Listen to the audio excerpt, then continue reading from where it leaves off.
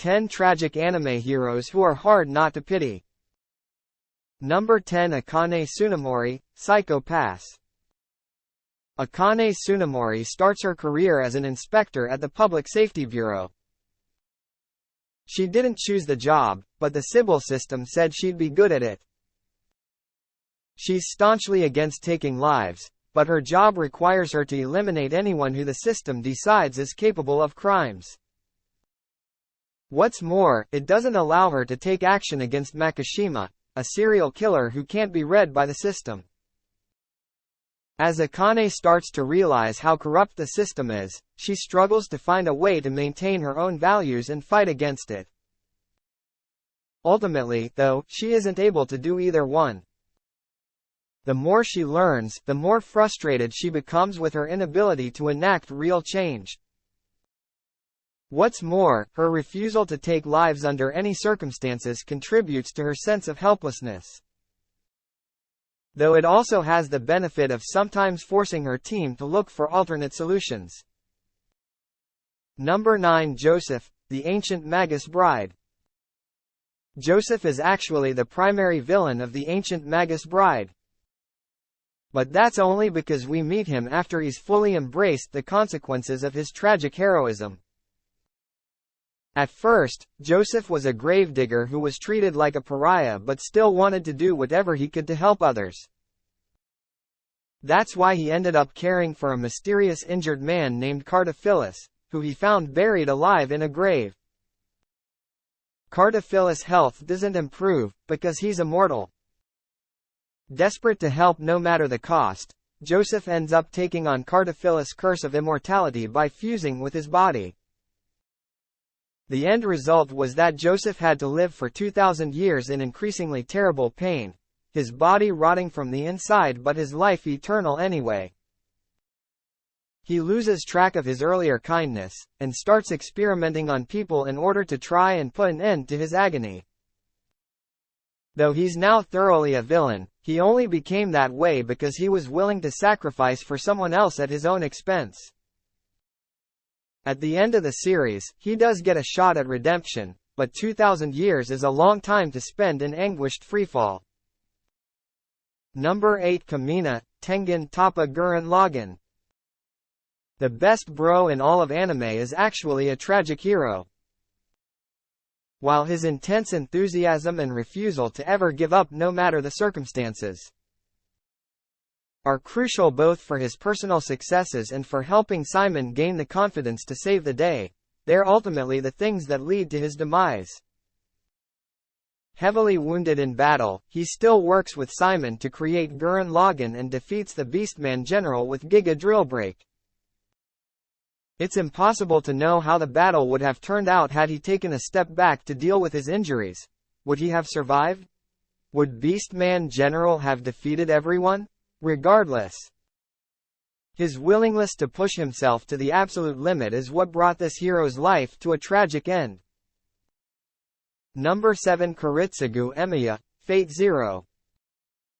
FateZero is hyper-conscious of the idea that Kiritsugu Emiya is a tragic hero. The first line of FateZero is "This let us tell the story of a certain man." The tale of a man who, more than anyone else, believed in his ideals, and by them was driven into despair. What are those ideals? He believes that in order to help the majority, one must sacrifice the minority. He learns this when a friend of his drinks an experimental creation made by his father, which turns her into a monster that destroys nearly everyone on the island. To protect the island from future destruction, he takes down his father without hesitation. He took down his adoptive mother Natalia in the same way, not because she was a villain but because he had to do it to save multiple lives. When he discovers the Holy Grail, Kiritsugu decides to go buck wild, taking as many lives as necessary under the assumption that he can use it to create lasting peace. Ultimately, Kiritsugu realizes that the true nature of the Grail makes that impossible. We won't get into how, but let's just say that his ideals are thoroughly tested by the end. Number 6 Ash Lynx, Banana Fish. Ash Lynx might be a high-ranking mafia boss, but how badass he is isn't really the point of the series. Rather, it's his complex emotional landscape, and the fatal flaw that ultimately causes his already miserable life to unravel.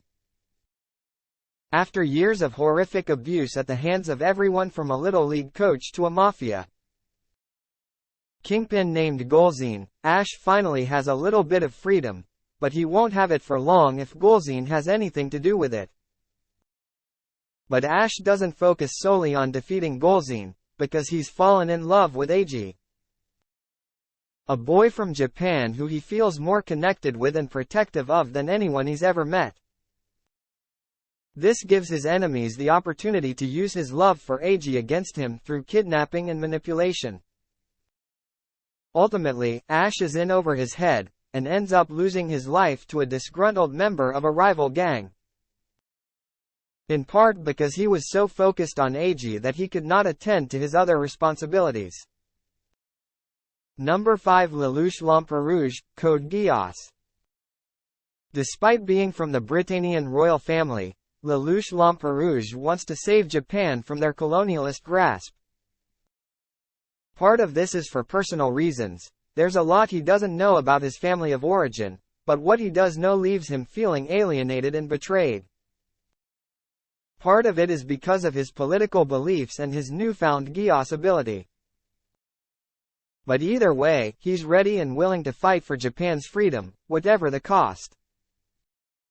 The cost ends up being massive.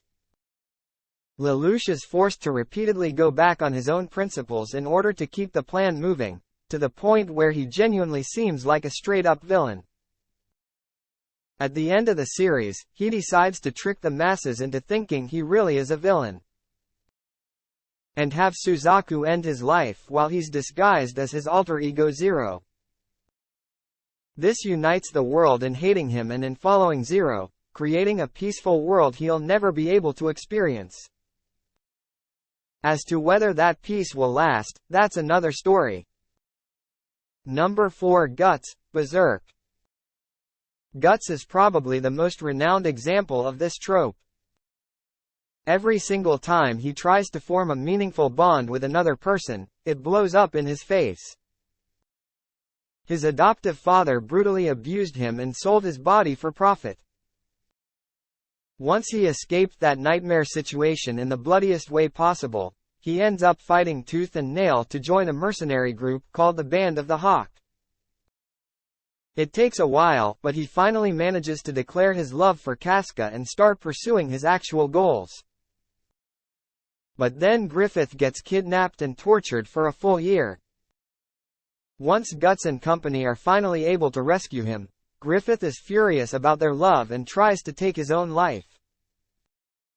This prompts the eclipse, which Griffith uses to sacrifice nearly every member of the Band of the Hawk in order to achieve godhood, while also assaulting Casca and making Guts watch. Casca goes mad from the trauma, Guts tears his own eyes out, and the two of them have a deeply screwed up baby that they barely recognize as human. The worst thing is that through all of Guts' attempts to make a halfway decent life for himself, he has a mark on his body that attracts demons and guarantees that he's going to hell when he dies. No matter how hard he tries, happiness is a distant dream. Number 3 Homura Akemi, Puella Magi Madoka Magica. Homura Akemi's number one goal is to create a world where her beloved Madoka Kanami can live a happy and prosperous life. To accomplish this, she's willing to repeatedly go back in time, put herself in danger, put other people in danger, and generally turn her entire life into absolute chaos. The third movie, Rebellion, really drives this point home when she transforms into the witch Homolily, in order to protect Madoka from the machinations of the incubators. But it doesn't matter how many times Homura betrays her own principles and endangers to save Madoka, she's ultimately fighting a losing game. That's because Madoka is 100% ready to sacrifice herself to save Homura, the last thing that Homura wants. Their lives are an endless cycle of painful self-sacrifice with no recourse. Number 2. Ken Kaneki, Tokyo Ghoul.